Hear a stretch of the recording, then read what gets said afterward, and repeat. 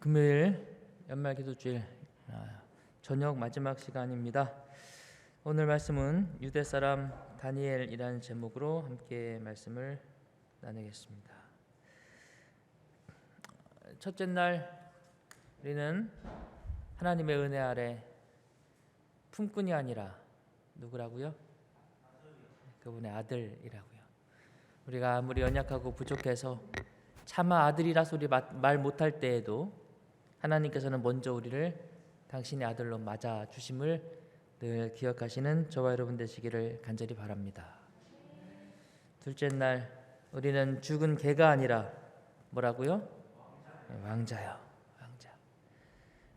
우리가 가지고 있었던 것들은 다 파괴되어 버렸지만 잃어버린 의 가운데에서 절름발이처럼 살아가지만 하나님은 우리를 다시 부르셔서 주님의 잔치에 앉게 하시고 함께 왕자의 자리에서 음식을 나누게 하는 왕자로 부르시죠. 오늘 주님의 은혜를 늘 기억하시게 되기를 바랍니다. 셋째 날 우리는 세상의 종이 아니라 하나님의 백성이에요. 자꾸 우리 마음이 세상을 향해서 세상을 섬기려고 하지만 그럴 때일수록 우리가 다시 한번 우리가 하나님의 백성이라는 사실을 주장하시게 되기를 바랍니다. 우리가 연약하고 부족한 가운데 참 가진 것 없지만 그러나 우리의 승리는 우리의 시도와 우리의 노력과 우리의 도전으로가 아니라 하나님 저는 실패한 야곱입니다 라고 부르짖을 때 주께서 승리자가 되게 해주셨잖아요. 우리는 주님으로 말미암아 승리자라는 사실을 오늘 이 저녁 다시 한번 기억하시게 되기를 바랍니다. 항상 기억하셔야 돼요. 제일 중요한 건 항상이에요. 항상. 제일 어려운 것이기도 하죠. 그렇죠? 오래전에 동네 마당을 아침에 이렇게 동네 골목길을 아침마다 빗자루로 쓰는 한 어르신에 대한 기사가 신문에 올라온 적이 있어요. 동네 길을 빗자루로 쓴다고 해서 뭐 그게 대단한 일이라고 신문에 올라오나 하고 봤더니 36년 동안 매일 쓸었대요. 안 쓰는 날도 있었구나. 비 오는 날. 그 외에는 매일 쓸었다는 거죠. 신문에 날만 합니까? 그 항상이라는 게 정말 귀한 거죠. 오늘 우리가 항상 주님의 이러한 아들로 왕자로 백성으로 승리자로 살아가시는 저와 여러분 되시기를 간절히 바랍니다. 오늘 살펴볼 말씀은 다니엘서 6장 13절에 있는 말씀에서 시작을 하겠습니다. 그들이 왕 앞에서 대답하여 가로되 왕이여 사로잡혀온 유다 자손 중에 그 다니엘이 왕과 왕의 어인이 찍힌 금령을 돌아보지 아니하고 하루 3번씩 기도합니다. 금령이 뭐였어요? 뭐하지 말라는 금령? 왕 외에 다른 신에게 절대 기도하지 마라. 필요한 게 있으면 구할 것이 있으면 기도할 게 있으면 왕에게 해라. 이 명령이 내렸음에도 불구하고 다니엘이 그렇게 하지 않았다. 그래서 다른 신하들이 왕에게 그를 고소하면서 하는 말이 이 말입니다. 왕이여 사로잡혀온 유다 자손 중에 그 다니엘이 다니엘이 포로로 잡혀온 것은 BC 605년의 일입니다. 여호야김 왕 3년에 그들이 바벨론으로 포로 잡혀오지요. 605년. 그들 중에 유다 자손 4명의 이름이 4명의 이름이 기록되는데 첫째 다니엘, 둘째 하나냐, 셋째 미사엘, 그리고 아사랴.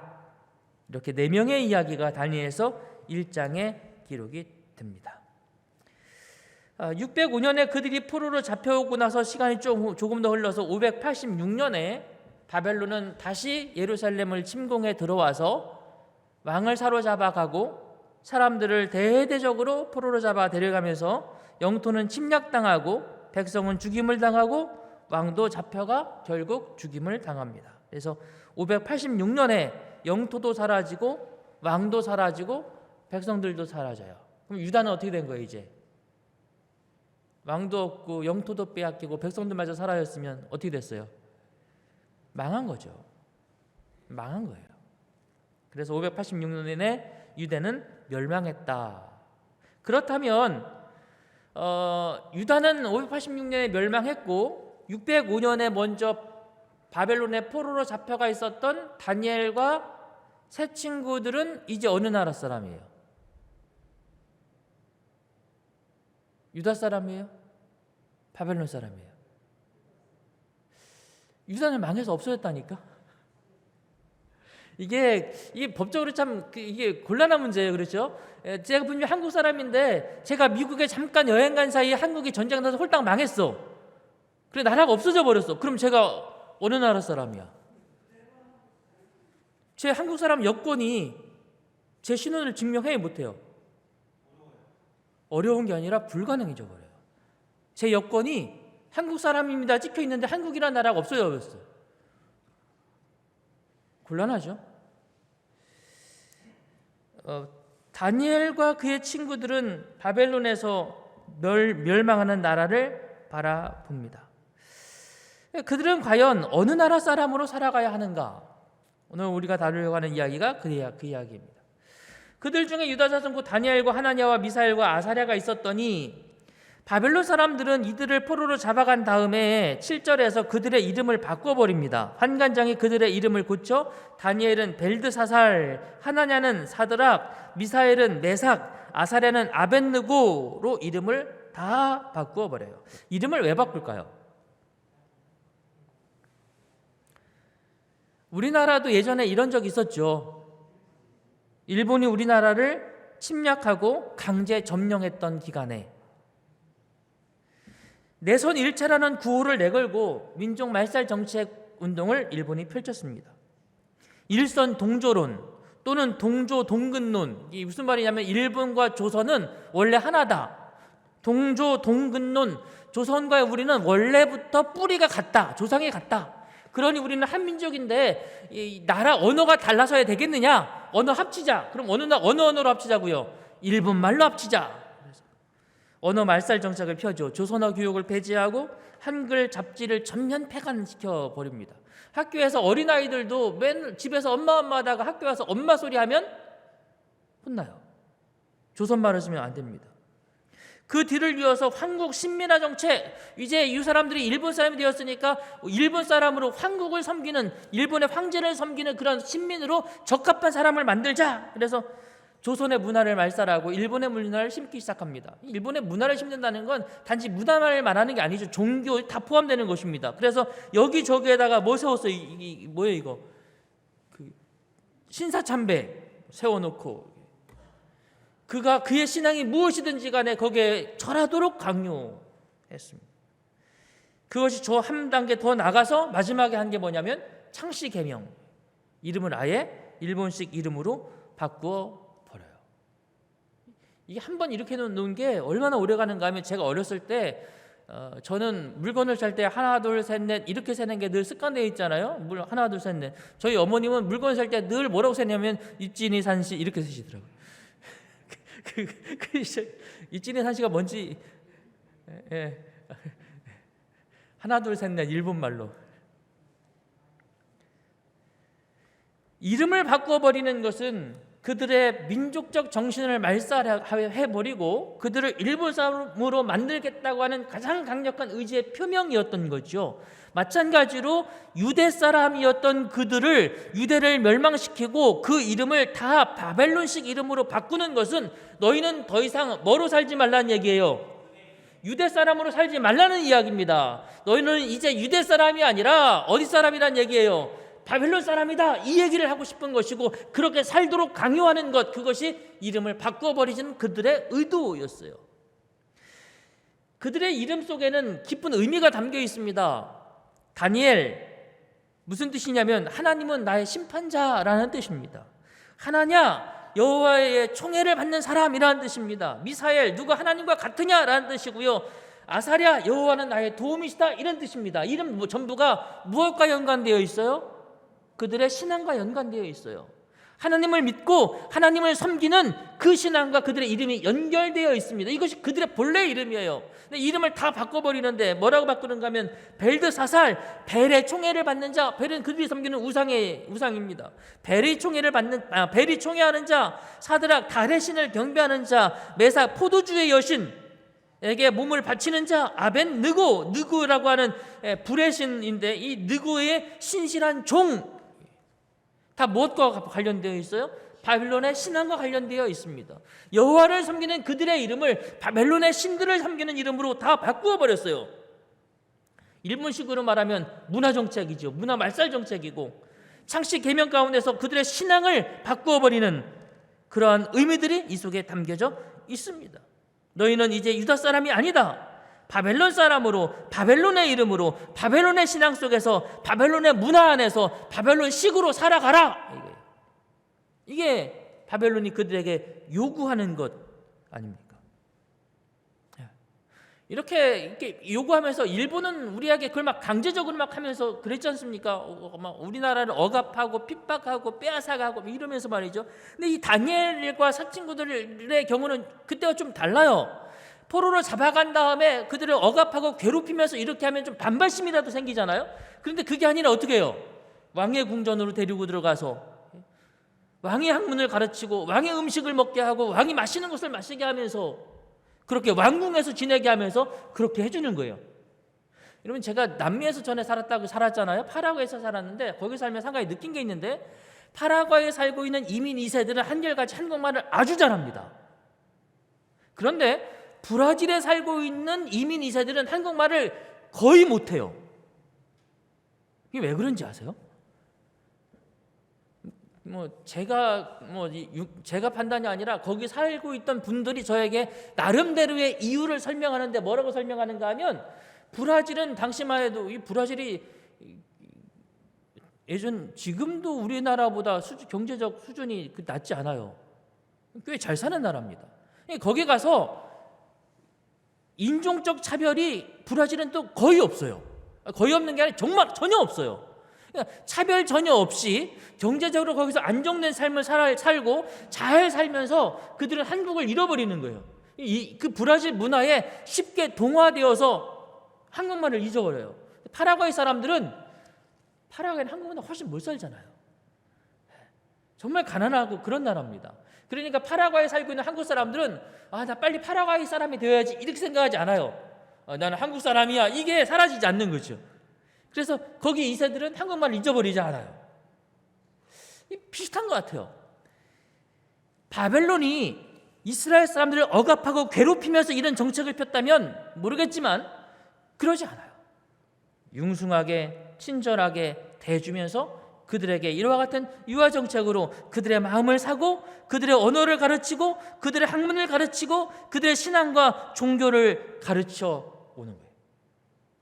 자연스럽게 유대 사람에서 뭘로 바뀌어요?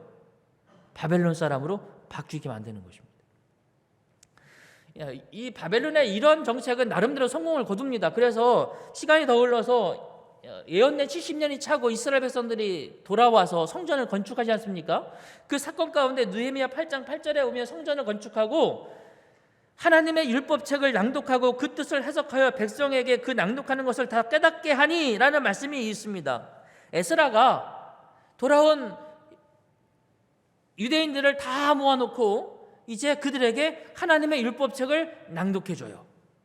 그런데 그냥 낭독하는 게 아니라 그 다음 뭐 한다고요? 그 뜻을 해석해요. 이 해석을 안 하면 낭독하는 소리를 들으면서도 백성들이 알아듣지를 못하는 거예요. 그래서 에스라가 히브리어로 된 율법서를 낭독하는데 70년의 포로 생활 가운데서 돌아온 그 이민 2세들이 히브리어를 알아듣지 못해. 들어도 이해를 못하는 거예요. 그래서 그들에게 아람 방언으로 풀어서 해석해 주는 것입니다. 그래야 비로소 알아들어요. 70년 만에 뭘 잊어버린 거예요? 그들의 고유의 언어를 잃어버리는 것입니다. 뭐가 돼버리고 있었던 거예요? 바벨론 사람이 되어버리고 있었던 거죠. 바벨론에서 살아오는 70년 동안 특별히 다니엘과 그의 세 친구들은 왕궁에서 수확하는 특별한 대우를 받았습니다. 다니엘은 왕의 특별한 총애를 받아서 바벨론의 총리까지 성장합니다. 뿐만 아니라 나라가 바뀌어 페르시아가 들어서도 여전히 그는 총리로서의 삶을 살아갑니다. 놀라운 일이잖아요, 그죠? 이방인인데도 불구하고 그는 바벨론에서 성공하고 인정받는 삶을 살아왔어요. 약 66년 동안 바벨론에서 그렇게 살아요. 그럼 여러분, 다니엘이 유대인일까요? 바벨론 사람일까요? 다니엘은 그래도 여전히 유다 사람. 다니엘서 6장 13절, 그들이 왕 앞에서 대답하여 가로되 왕이여 사로잡혀온 유다 자손 중에 그 다니엘이라고 이야기하는 장면을 우리는 보게 됩니다. 시간이 66년이 흘러가고 많은 세월이 흘러갔지만, 그리고 그 시간 동안 다니엘은 바벨론에서 성공했지만, 그럼에도 불구하고 사람들이 이 다니엘을 바라보면서 뭐라고 부르는가 하면 어디 자손? 유다 자손이라고 부릅니다. 유다 자손 이름이 뭐라고요? 바벨론에서 다니엘의 이름이 뭐죠? 벨드사살이에요. 오던 해에 지어준 이름입니다. 그가 총리로서 이름이 벨드사살 총리로 올라갔을까요? 다니엘 총리로 올라갔을까요? 벨드사살 총리예요. 총리로서 존경받을 때 온 바벨론의 백성들이 총리를 존경하면서 다니엘 총리여 이렇게 불렀어요? 벨드사살 총리여 이렇게 불렀어요? 벨드사살이라고 불렀어요. 그럼에도 불구하고 참 이상한 기록입니다. 그렇다면 다시 왕조가 바뀌어서 페르시아가 들어섰을 때, 그가 다시 총리가 되었을 때에 그들은 이 사람을 뭐라고 불러야 돼요? 벨드사살이라고 불러야 돼요. 그런데 여전히 뭐라고 불러요? 다니엘이라고 부릅니다. 왜 이렇게 부를까요? 다니엘서 5장 13절에서 보면, 이에 다니엘이 부름을 배워 왕의 앞에 나오매 왕이 다니엘에게 말하여 가로되 내가 유다 부왕이 유다에서 사로잡아온 유다 자손 중에 그 다니엘이냐? 다니엘, 바벨론의 왕 벨사살이 다니엘을 부르는 장면입니다. 우리가 알죠? 벨사살이 다니엘이 바벨론이 멸망하는 그날 저녁 술을 먹고 귀인들과 잔치를 벌이고 있는데 벽에 하나님의 손이 나타나서 글자를 썼어요. 그런데 아무도 그 글자를 읽을 수도 해석할 수도 없습니다.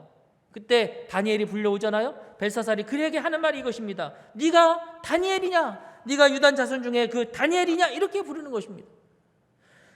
벨드사살이라는 이름이 아니라 여전히 사람들이 그를 다니엘이 아니라 벨사살이 아니라 여전히 그를 다니엘이라고 불러요.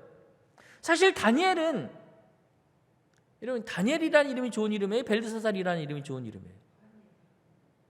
근데 사실요, 이 다니엘이라는 이름이 본래 의미는 좋은 이름이지만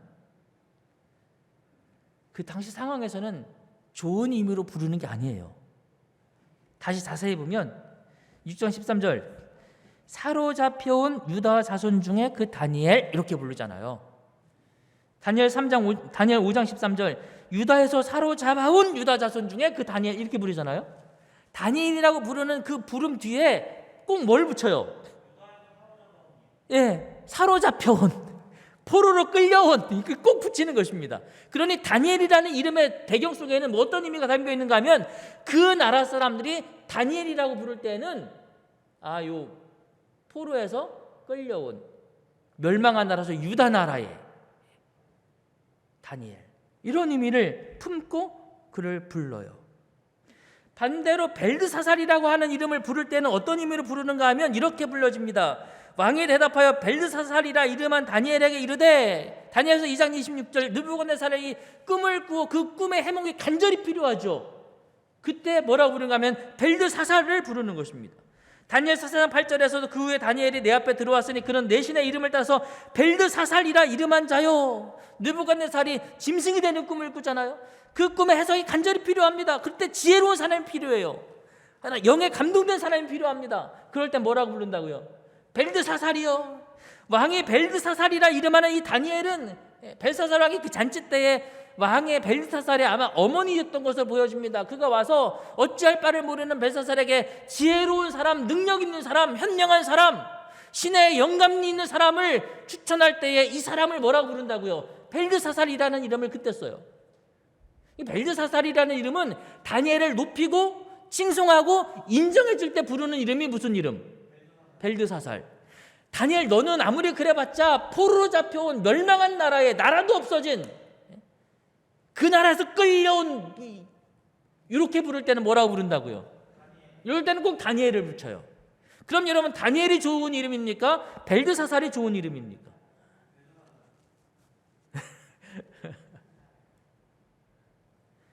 다니엘은 어떤 이름을 더 좋아했을까요? 다니엘은 다니엘이라고 불리기를 더 좋아해요. 그는 늘 자신을 부를 때 이렇게 부릅니다. 나 다니엘이, 나 다니엘에게 그 통치 원년에 나 다니엘이, 그때의 나 다니엘이, 나 다니엘이. 나는 누구라고요? 다니엘이라고요. 비록 벨드사살이라는 이름으로 바벨론에서 성공하고 명예도 얻고 권력도 얻고 아마 돈도 벌었을지도 모르겠어요. 누구 못지않게 떵떵거리고 살았을 수 있습니다. 기죽지 않고, 포로로 끌려왔지만 기죽지 않고 살았습니다. 무슨 이름으로? 벨드사살이라는 이름으로 말이죠. 그럴지라도 다니엘은 그 이름을 좋아하지 않습니다. 다니엘이라는 이름 뒤에는 패망한 나라의 사람이라는 의미가 담겨 있을지라도, 그러나 나는 하나님을 섬기는 사람, 하나님의 사람, 나는 다니엘이다. 이게 다니엘이 주장하는 자기 자신이에요. 사랑하는 믿음의 성도 여러분, 오늘 우리는 세상에서 성공한 사람으로 불려지는 것과 하나님의 신실한 백성으로 불려지는 것, 그 중에 어느 것을 더 사랑하십니까? 하나님의 백성으로 불려지기를 좋아하십니까?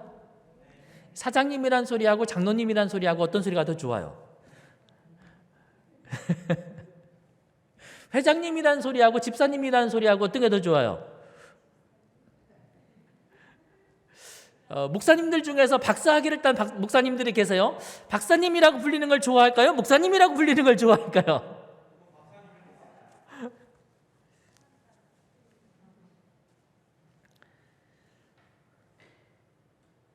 오늘 우리는 하나님의 백성이라는 사실을 주장하고 그렇게 부름받기를 기뻐하는 성도들이 되기를 간절히 바랍니다. 사람들이 우리를 뭐라고 부르나요? 뭐라고 불러요? 안식일 교인, 가장 많이 부르는 것입니다. 조금 기분 나쁘게 부를 때 뭐라고 불러요? 3번. 뭐라고 부를 때 제일 그나마 좋아요? 재림교인? 밖에 나가면 대부분 그냥 재림교인이라고 불러요. 우리 교회 이름이 세븐스데이 애드벤티스트잖아요. 그러니까 그냥 앞에 자르고 뒤에만 어드벤티스트라고 부릅니다. 다 재림교인이라고 부르더라고요. 밖에 나가면. 한국만 안식일 교인 또는 안식교인 이렇게 불러요. 근데 제가 이렇게 생각하기에 뭐라고 불려지는지가 그렇게 중요한 게 아니에요. 정말 안식일 교인으로, 정말 재림 교인으로 우리가 우리 자신을 그렇게 여기고 주장하고 항상 하나님의 백성으로 살아가고 있는지가 가장 중요한 일이 아닐까 싶습니다. 여러분, 재림 교인으로 사십니까? 재림 교인처럼 사십니까? 어떻게 사는 게 재림 교인처럼 사는 거예요? 어떻게 사는 게? 예전에는 고춧가루 안 먹는 사람들이 재림 교인이었어요. 그렇게 살아야 재림 교인처럼 사는 것처럼 보였어요. 요즘은 조금 부드러워져서 고춧가루 정도는 그래도 허용하고, 그러나 뭐는 안 하고 뭐는 안 하고 뭐는 안 하는 사람. 그러나 여러분, 그것이 정말 재림 교인으로 살아가는 모습일까? 군대에서 누구나 다 재림교인 청년들이 겪는 것처럼 저도 군대에 가서 안식일 문제를 해결하기 위하여 참 많은 힘든 시간들을 보냈습니다. 재림교인이란 군대에서도 안식일일 날 교회를 가는 것, 재림교인을 사는 거 맞죠? 그게 전부가 아니에요. 진짜 중요한 건 안식일에 교회 갈 허락을 받고 교회를 다니면서 그 나머지 모든 시간들을 어떻게 사느냐가 진짜 더 중요한 거거든요. 그렇죠?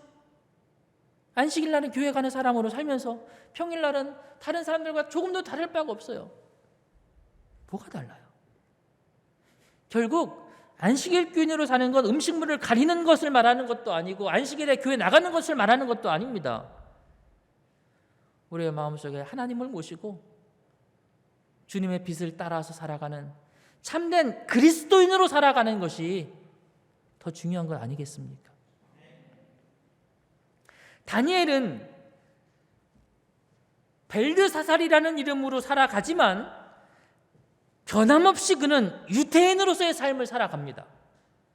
하나님을 섬기는 사람으로서의 삶을 살아가요. 그런 이야기들이 다니엘서 1장에 보면 이렇게 나옵니다. 다니엘은 뜻을 정하여 왕의 음식과 그가 마시는 포도주로 자기를 더럽히지 아니하리라 하고 자기를 더럽히지 아니하도록 환관장에게 구하니. 왕이 음식을 이렇게 턱 내줬는데 다니엘이 그 음식을 무슨 음식이라고 부르는지 아세요? 왕이 내준 음식을 다니엘이 무슨 음식이라고 여겨요? 더러운 음식이라고 여겨요. 이 정말 어떻게 하려고 합니까? 다니엘이 왜 그래요? 자기는 누구니까? 유대인이잖아요. 하나님의 말씀을 따라 살아가는 사람이지 않습니까? 화면에 다니엘서 2장을 올리지 않았는데 다니엘서 2장에서 왕이 꿈을 꾸고 그 꿈을 해몽하기 위하여 사람들을 찾는데 아무도 그 꿈을 해석하지 못합니다. 마침내 다니엘이 왕 앞에 나섰어요. 제가 그 꿈을 해석해 드리겠습니다. 그리고 다니엘이 뭐 하러 갈게요? 뭐 하러 갔어요? 조용히 친구들과 함께 골방으로 들어가 뭐예요? 기도해요. 그가 3년 동안 바벨론식 문화, 바벨론식 종교 교육을 다 받은 상태입니다. 그러므로 그는 그런 이상한 일들을 해결하기 위하여 바벨론식 해결법을 배웠어요. 우리식으로 말하면 구슬하든지 작두를 타든지. 그러나 다니엘은 3년 동안 배운 바벨론식을 사용하지 않습니다. 그는 그리스도인에게 하나님 앞에 조용히 나가는 것입니다. 다니엘서 3장, 다니엘의 세 친구들이 모두가 다 금신상 앞에 절할 때 그들만 서 있습니다. 그들은 여전히 바벨론 사람이 아니죠. 한국 사회가 흔히 겪는 현상 가운데 하나가 동조 현상이라는 것입니다. 이게 뭐예요? 다른 사람이 하면 나도 해요. 제가 양복을 사서 가장 짧게 입은 양복이 뭐냐면 은갈치 양복. 혹시 아십니까? 은갈치 양복? 한동안 은색 양복이 유행했어요. 저는 그 은색 양복이 보기만 해도 정말 이상했는데 한 집사님이 남들 다 은갈치 그 은색 양복을 입는데 저만 이런 양복을 입으니까 저에게 그 은색 양복 하나를 사주셨어요. 그래 보니까 다 입으시니까 저도 입었어요. 한 해 지나니까 사람들이 그걸 슬슬 벗기 시작하더라고요.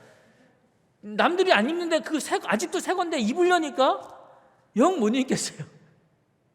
동조 현상이에요. 남들이 하면 따라하게 돼 있는데 남들이 다 하는데 나만 안 하는 게 결코 쉬운 일이 아닙니다. 근데 이 세 사람 목숨 걸고 서 있어요. 이 사람들 어디 사람들이 아니에요? 바벨론 사람들이 아니에요. 다니엘서 6장 10절 다니엘이 이 조서에 왕의 도장이 찍힌 것을 알고도 자기 집에 돌아가서는 윗방에 올라가 예루살렘을 향한 창문을 열고 전에 하던 대로 하루에 3번씩 무릎을 꿇고 기도하며 그의 하나님께 감사하였더라. 그는 평생 하나님을 신실히 섬기는 믿음의 사람으로 살아왔어요. 모든 사람들이 그 사실을 압니다. 그의 삶에서 어떤 흠을 잡으려 해도 흠을 잡을 수가 없었습니다. 그는 신실한 하나님의 자녀로 살아왔기 때문에 그런 것입니다. 그래서 그를 올무에 넣기 위하여 기도를 금하는 금령을 내리지요. 그럴지라도 다니엘은 전에 하던 대로 하루 3번씩 무릎을 꿇고 여전히 기도합니다. 누구시기에요? 다니엘의 신앙이 조금도 세상에 휘둘리지 않아요. 그는 여전히 변함없이 다니엘로 살아가는 거죠. 그래서 세상의 사람들도 그를 부를 때에 유다 자손 다니엘이라고 부르고, 마침내 다니엘서 6장 21절, 다음 날 아침 다니엘에 든 굴에 다리오 왕이 달려옵니다. 아침 일찍 사자굴을 향하여 뛰어온 다리오 왕이 굴 위에서 굴 아래를 향하여 슬피 소리 지르면서 다니엘을 부르는데 이렇게 부르더라. 사시는 하나님의 종 다니엘아. 뭐라고 부른다고요? 사시는 하나님의 종 다니엘아. 그동안은 다른 사람들이 뭐라고 불렀는데, 포로로 잡혀온 멸망한 나라의 유다 자손 다니엘아. 그러나 다니엘은 부끄러워하지 아니하고 여전히 다니엘로 살았어요.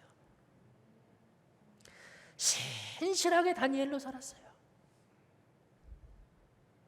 그러자 마침내 왕이 이렇게 부르더라. 사시는 하나님의 종 다니엘아. 사랑하는 온약교회 성도 여러분, 오늘 우리가 모두가 언제나 변함없이 하나님의 백성으로 사시게 되기를 간절히 바랍니다. 세상에서 다니엘처럼 성공하고 번영을 누리고 부귀 영화를 누리고 권세를 누리는 데까지 올라가면 많은 이들은 예전에 자신의 본래의 모습을 잃어버리고 교만해지기도 하고 그래요. 그러나 다니엘은 언제나 겸손히 사시는 하나님의 종으로서 자신의 모습을 잃지 않았습니다. 그리고 그렇게 왕으로부터 부름을 받죠. 우리가 흔히 부르는 찬미, 주의 나팔 소리 나고 세상 끝에 이르면 영광스러운 아침동이 트겠네. 구원받은 성도들을 사방에서 모으고 호명할 때 나도 참여하겠네. 성도 호명하실 때에 나도 거기 가서 참여하겠네. 사랑하는 여러분, 주님 오시는 그날에 마침내 변함없이 하나님의 백성으로 살아가시는 저와 여러분들을 주님께서 부르시게 될 줄로 믿습니다. 그때까지 재림 성도로 바르게 신실하게 변함없이 살아가시는 저와 여러분 되시기를 간절히 소망합니다.